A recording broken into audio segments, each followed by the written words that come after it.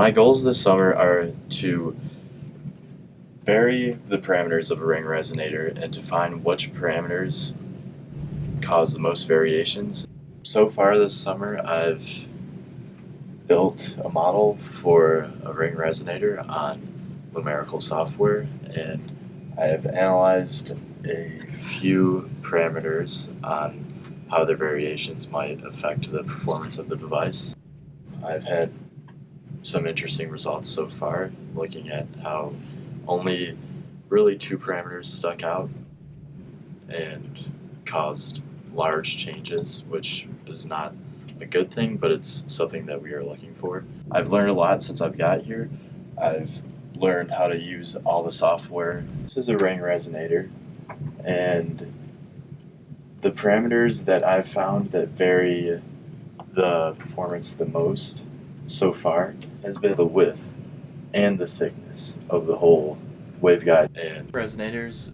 Variations in silicon photonics are very important because the eventual goal would be to implement these structures in the same sort of process that we have CMOS, for example, transistors and electronics done. The idea would be to have both silicon photonic structures and CMOS structures on the same chip at the same time working together. CMOS tends to have metal connectors connecting the different transistors together. Those metal interconnects take up a lot of power. They heat up, especially when you're running at gigahertz frequencies. One application of silicon photonics would be to replace some of these metal connectors with silicon waveguide, for example.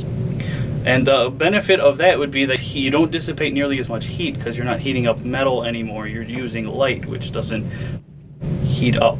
For a system on a chip with theoretically a lot of different cores, that would be perfect for routing these cores together.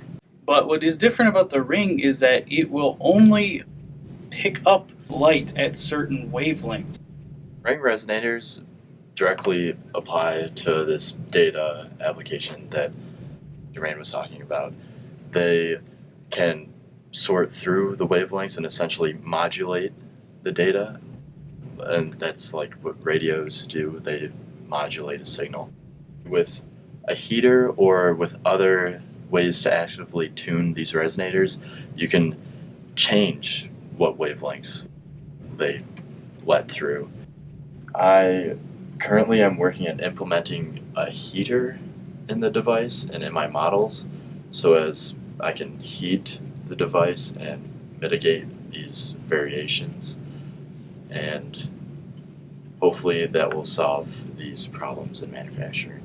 If we had a way to generate these things more quickly and with less variations, we could make an entire fiber optic chip that could handle an entire network and put out a bunch of these at once and save internet companies a lot more money and a lot more infrastructure. And then lastly, if I can make a mathematical model to describe the variations of these devices, then that would be very useful in the design of these devices.